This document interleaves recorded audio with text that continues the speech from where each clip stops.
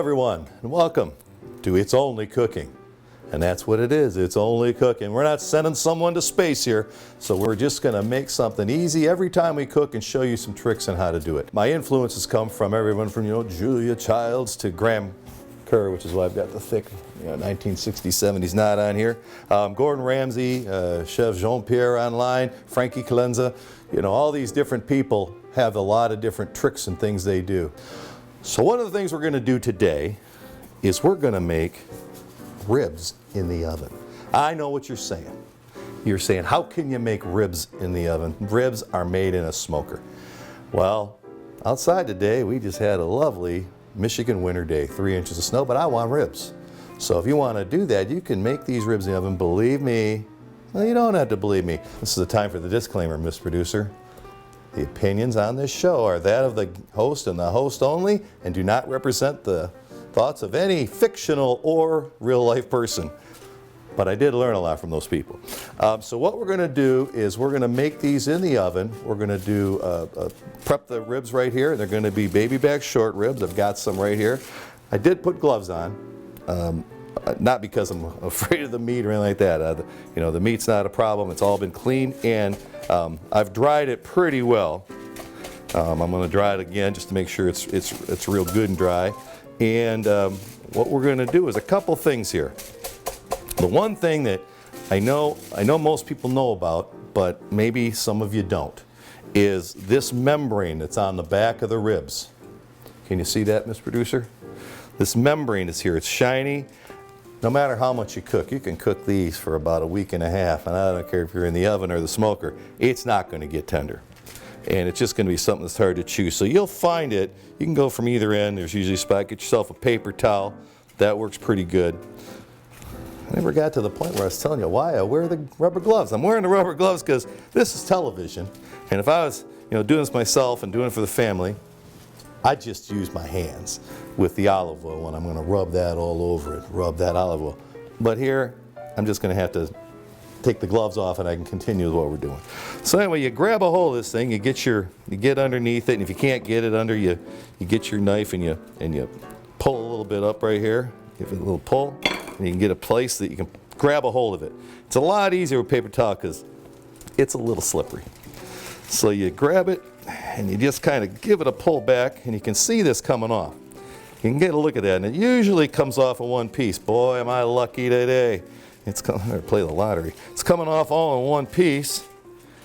There we go. Now, that, no matter how much you try and cook that, you can see that that's as tough as can be. I think you could put a patch of tire with that. That's so tough. So we're going to get rid of that. Now you've got a nice surface to work with. These are going to be very tender, and all that membrane between there will cook and be great. So our next thing we're going to do is, got my hands dirty, and I said I was going to make sure I kept these so I could use these for the olive oil. Okay, so we're going to put a little olive oil. I don't have to go crazy with it, but what the olive oil is going to do is when you put this in the oven, it's going to make it crispy. You're going to get, like when you cook in a frying pan, you get something called a Maillard reaction. That gives it a nice, pleasant to the eye and pleasant to the taste, a brownish color to the meat.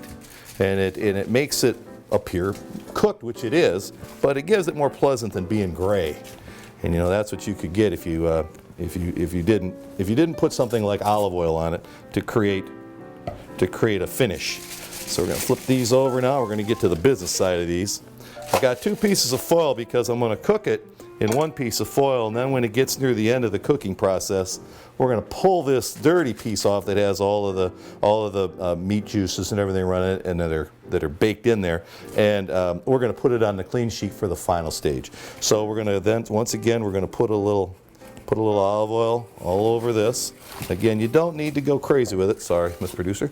You don't need to go crazy with it. You just want a nice silky finish all over this here. And you want to get the ends here too. Don't shy away from them. Now, one thing I didn't do in this show, and you can do it, but I didn't want to go through the process, and we can. You'll notice you got the end bones on a couple of these here. Now, we can pull those out. In fact, I may do it just because that's pretty thick, so we may pull those out, but you can cook them. They don't hurt a thing. They just aren't as pretty. We're not making competition ribs here.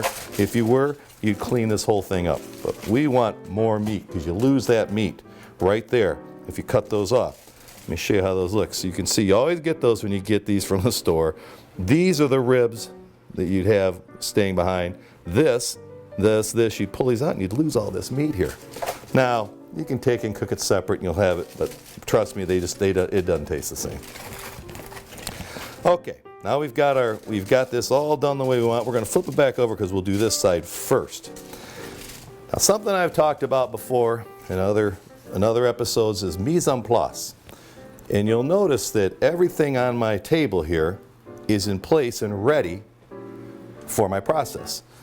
I've got my little dish here, my plate for all my utensils to be. I usually have a bowl to throw waste products in if there's any, but I'm not going to have much. I'm going to have a couple paper towels and the membrane. That's all I'll have. What I do have is I have a little brown sugar. I just want to show you that I did use some, and it has a little brown sugar that's going to be in my rub. I always like to put it in there even if they say the rub has it, or if I make my own. There are as many rubs as there are people making ribs, I'll tell you. So you want to have something on there. Some people, it's strictly salt and pepper. They're good with that. They put a salt and pepper on there and that tastes just fine. They count on a sauce, or maybe they don't even want a sauce. It's up to you. It's only cooking. It's anything you want it to be. So what we're going to do now is I'm going to clean one hand off so I can do what I'm doing here. Get rid of my glove, and I'm going to put a little salt on this because you like a little salt on the ribs. That makes the juices pull out and come out to the outside, and that's what helps create that millar. Gets in with that olive oil and gives you a reaction. Put a little bit of cracked black pepper because I like the look of that, and then we're going to put our dry rub, and we'll go up and down this. Not a lot, you don't need a lot unless you like a lot of the flavor, because these tend to have a lot of garlic in them, onion, salts, some red peppers, some cayenne, different things like that. And for some people, it's a little too spicy. So try and get the meat bone ends here and try and get it on there real good. And then I'm going to use my dirty hand just to press it on, make sure it's in there. And it is a rub, so don't be afraid to rub it in there a little bit. So you're getting it on there, you're getting a nice look to that. That's going to be the underside of your meat. I'll turn this over one more time. Like I said, we're going to get the business side done here now. Now we're going to do the same process. And again, we like to use a pinch with the fingers because you get that muscle memory going, and you can then remember and feel how much salt you're putting on there. And again, I like the cracked pepper because it does cook out and it's not too strong. You only want about yay much on there. It adds a nice flavor, a rich flavor. And then you go again with your rub. Now you're going to put this on all nice and cover it. Again, you can go thick, thin. It's up to you. You're going to eat the ribs, and you know what your family likes. You may like a spicier rub. You may want to put some cayenne pepper in this. Remember, we're not going to have this cooking over any wood. So if you want anything in it, let's say you want to have a more smoky flavor, you can use liquid smoke. If you're going to treat it with a sauce at the end, you can heat up in your barbecue sauce a little bit of liquid smoke, and that will give you a smokier flavor that you want. But my experience with these is that they have a nice smoky flavor, and they'll be a lot like that. You're not going to get a smoke ring, but you're also not going to get frostbite. I know you can cook outside, and you can get you can use a smoker in the winter and do those things. The trouble you have is that the cold changes the temperature. You can't do anything about it. It's your convection, and you can do what you want, but the metal of the smoker and the metal of the grill, if you're using a grill, is going to be affected. So you're going to have to do a lot of changing and adapting to your recipe. So now we've got that about the way we want it, and that's about all you have to do to these. We're going to take these and we're going to put them in an oven. Now, this is the part that gets you. 325. 325. That's all you need to do. Put them at 325 for about an hour and 40 minutes. Now these are only going to take 2 hours to cook. So you're going to put that in there for an hour and 40 minutes. We're going to take it and pull it out. We're going to test it between the bones with a toothpick. So we're going to test that and make sure that it's tender. If that toothpick slides right through, you're pretty good. Or if it's just about right, you know you're pretty good. We're going to turn the temperature up the last 20 minutes to 400 degrees. If you want to, then you can put your sauce on it. That's when we're going to pull this piece of foil off to get rid of all that, because you're going to turn that temperature up a lot and it'll tend to smoke. So what we're going to do is we're going to pull that off, put it on the clean foil that's underneath.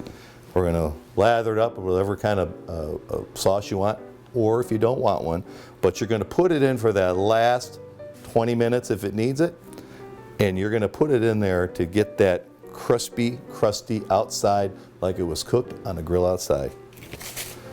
So I'm going to put these in the grill, in the oven rather. I got grill on the mind. We're going to put these in the oven. I'll be right back with you in just a minute. Canine Stray Rescue is Oxford's own local dog rescue. Each year they take in hundreds of dogs and bring them into suitable homes. A certified nonprofit organization, Canine Dog Rescue strives to give pound dogs a new leash on life. To donate, adopt, or even volunteer, call them at 248-628-0435 or go to their website, dogsaver.org, and click on the Canine Stray Rescue League link.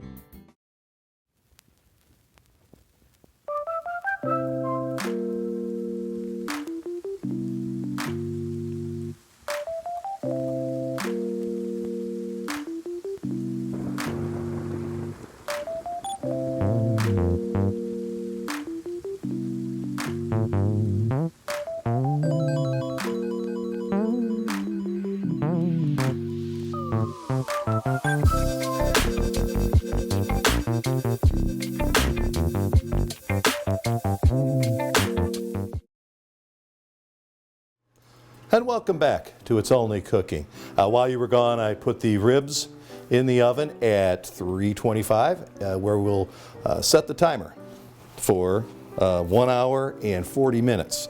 So when that's done, we'll give the toothpick test, we'll check that out. But that didn't take much time, did it? Cooking ribs takes not much time, and now you don't have to do a thing for 1 hour and 40 minutes. There's no checking the coal, there's no checking the wood, there's no checking the gas. So here's what I think we'll do, is something that for the people that don't eat ribs at your party, we all know we have some of those.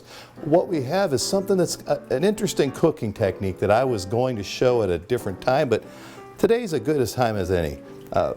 Ms. Producer, can you get a shot of this? It's called a sous vide. It's cooking in a vacuum. It's a French technique. If you've saw the movie Burnt with Bradley Cooper, it's where he was introduced to this in the movie. I saw it, was so fascinated by it that I researched it a little bit. Next thing I know, my kids got me one for Christmas. This is a fantastic way to cook.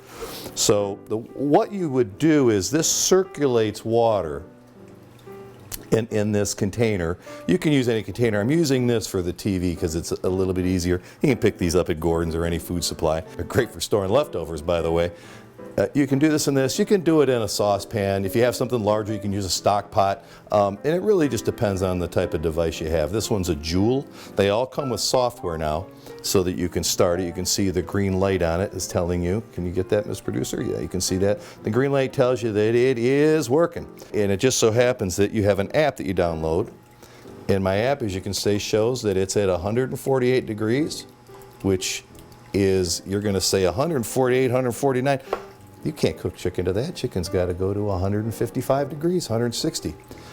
What that means is the bacteria in the chicken is killed when it, for 1 minute, reaches 155 degrees.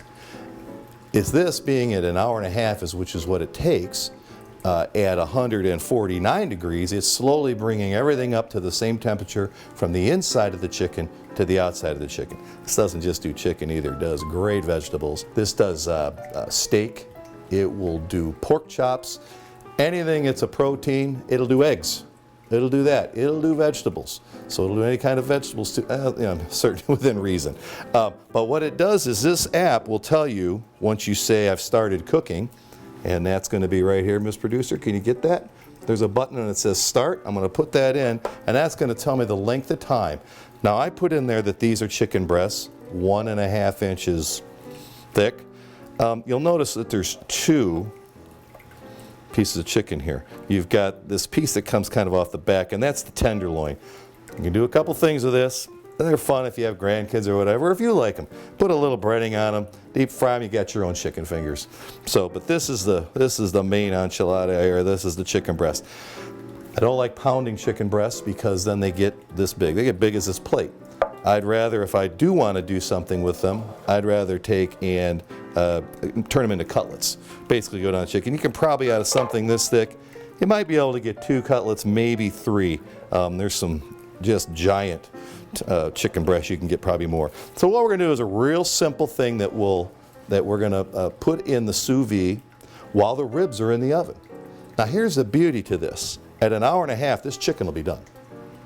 But it can stay in the water bath for another 2.5, 3 hours and stay perfectly at the same doneness, the same juiciness. This will be the juiciest chicken breast you've ever had that you have. All you have to do at the end is take it out, pat it dry, and then put it in your frying pan or your grill or whatever you want to do to finish it off, just to give it a nice little brownness, make it look good, and you're ready to go at the same time the ribs are.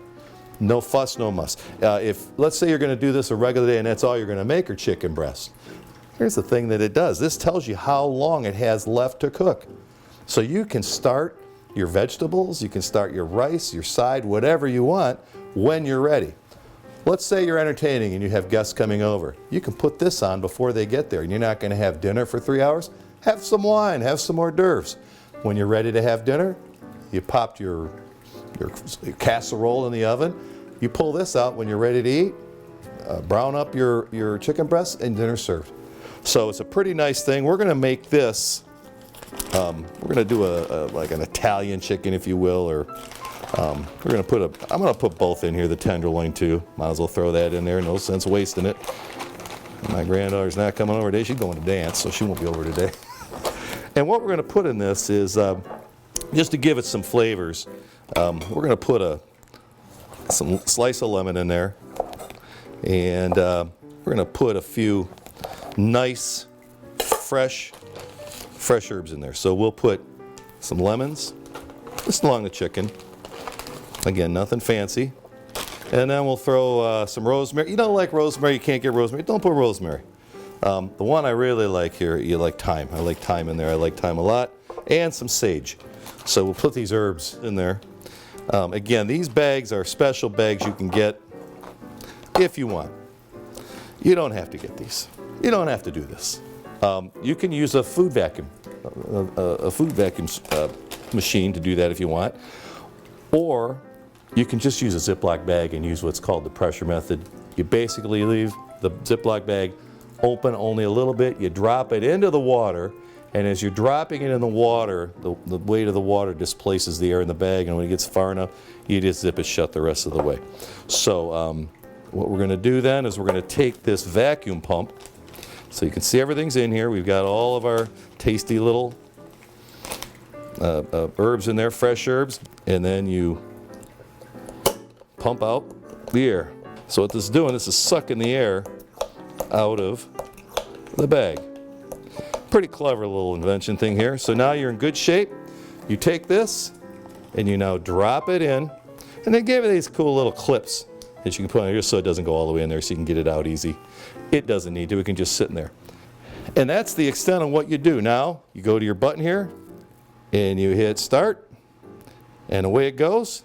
Now you can see that this is counting down. You can set this aside, do whatever you need to do, and now you can move on with enjoying your party. This will be ready in about an hour and a half, and it'll stay ready for approximately 3 to 4 hours. So we'll come back a little bit and let everything cook, and then we'll taste it, plate it, and try it.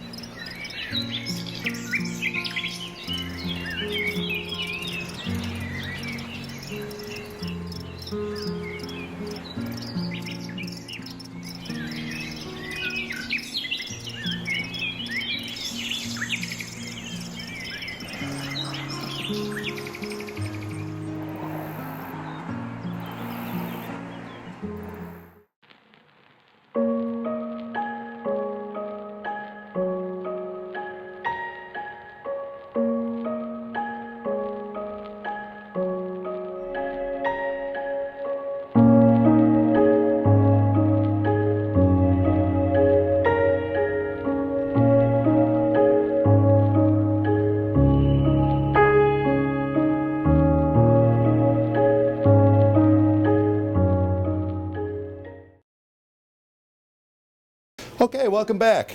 Let's see how the ribs are doing. They've been here an hour and 40 minutes. They're looking pretty good. Looking pretty good. Let's try the toothpick test, see how we're looking. See how we're looking? Oh yeah. Oh yeah. These are ready. Just gotta get past the bone. Let's get this thick part down here with the double bones. That all looks good. Everything's good. Oh yeah. Okay, we're gonna crank this up to 400. And we're going to put a little bit, just a little bit of our sauce we want on there. Okay, and as I mentioned a long time ago, it feels like, we're going to pull this off here, off this old and used up foil. We're going to pull that off. Hopefully we don't make too big a mess in the kitchen so the cleanup guy doesn't have too big of work. Don't worry a little bit about that oil. We just want to get the stuff that's all black so it doesn't burn. Put our ribs back down here. There we go. Okay. Now we'll flip these over so we get a little coating on the backside. And here we've got our barbecue sauce. We don't need a lot. This is, again, it's more of a dry rub thing that we're making here, but you can put on, slather on as much as you want.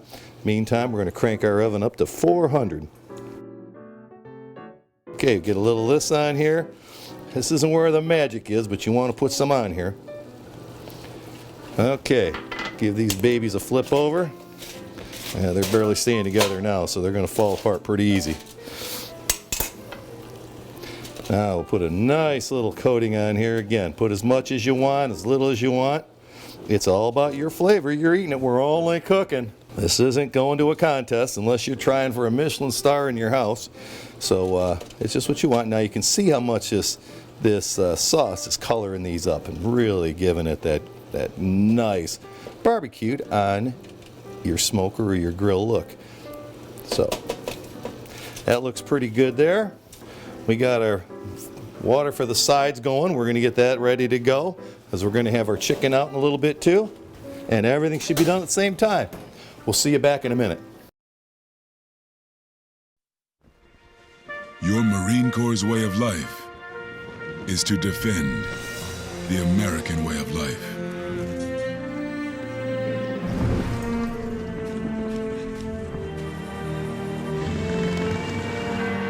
Every day, we take a stand for our nation, for each other, for us all. The few, the proud, the Marines.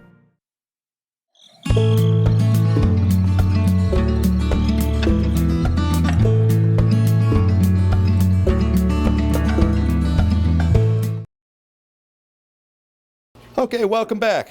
As you'll notice, the ribs are out, they're ready, they're resting. We got to rest those. The chicken, I've pulled it out of the sous vide now, and it is, I had patted it dry, so it's nice and dry. Pulled all those herbs that have already done their job. They did their job quite well.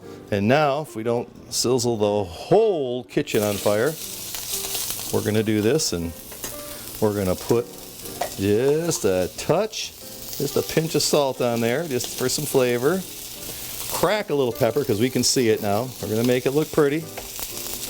And again, we're just going to sizzle it up. It's already cooked. It's juicy. It's ready to go. We're just getting a nice malar on it, which is a nice little brown cutting. We don't want to cook it too long because we don't want to dry out all that hard work we just did. Let's see how we're looking. Looking great. So that's been on there, what, about 30 seconds. We're going to do both sides just to make it pretty. In fact, we're going to do all sides. Let's put a little here too. You can already see that starting to get a nice brown there. We'll make this thing look good all the way around.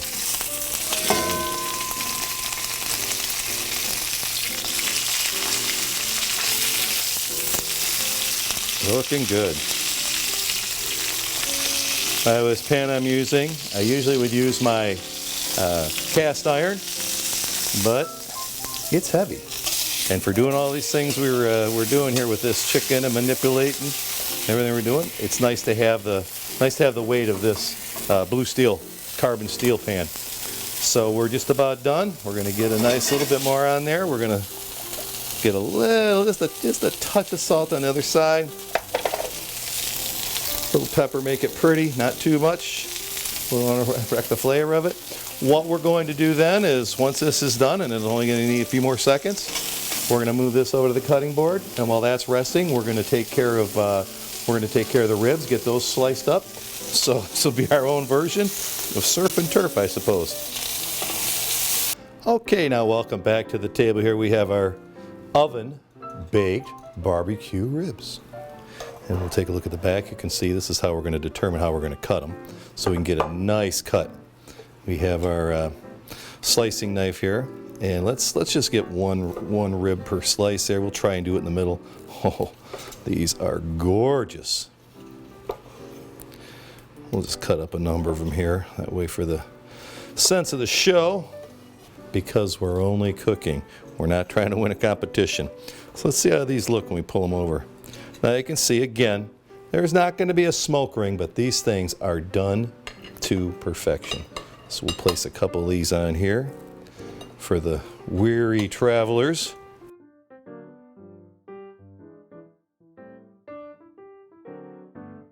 Okay, now we're going to cut this chicken up, see what we got here.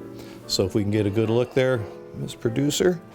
I'll put this out of the way a little bit so you can watch me cut this. This is that tenderloin we talked about, but where, again, the real action is in this. And I like to try and cut on a bias. This is a slicing knife. It puts a nice slice on it. You don't have to cut this, but look at this. I just want you to see that juice coming out of there.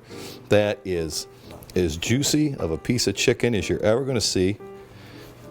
It's delicious, juicy, and it looks pretty just to do a couple slices here. Make it look nice on the plate.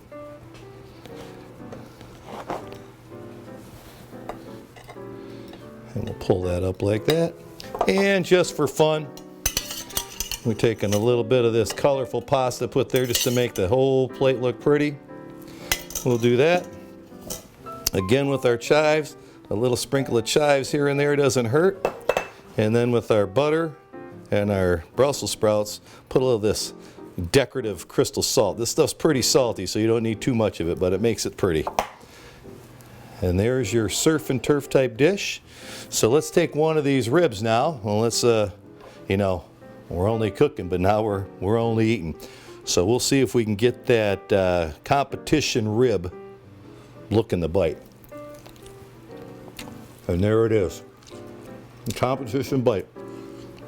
And it's hot. That meat pulls away from the rib, away from the bone easily, yet it still has terrific flavor.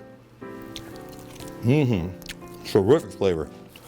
I'm going to try this tenderloin, because that'll be the real test how juicy it is, because again, it's easy to make a thick piece, but look, let me get to you close up here. You can see how juicy that is. Let's try that. Melts in your mouth. That's the type of chicken you want to have. You can taste the rosemary. You can taste the lemon. Perfect. And that doesn't even have really any seasoning on it. You put any seasoning you want. But there's a nice little dish. And that's something a little bit for everybody there. Thanks for joining us. We'll see you all again next time. Just remember, it's only cooking.